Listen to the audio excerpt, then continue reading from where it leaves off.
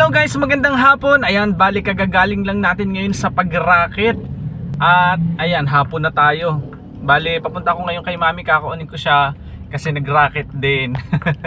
Ngayong Sunday. Kaya ayun, wala kaming pahinga. Tapos bukas, pasok na ulit.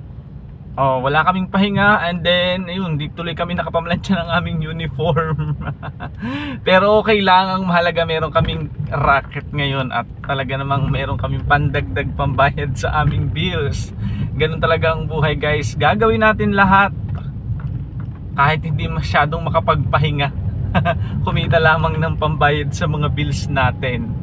At ayan, papunta ako ngayon ng SM kasi susunduin ko si mami kasi tapos na din daw sila. Ayan. So, madilim na po. 6:30 na siguro ngayon. Kaya maghapon kaming wala sa bahay. Grabe, from 5 to 6:30. Ganyan talagang buhay. Okay guys, thank you for watching. See you on my next video. Bye-bye.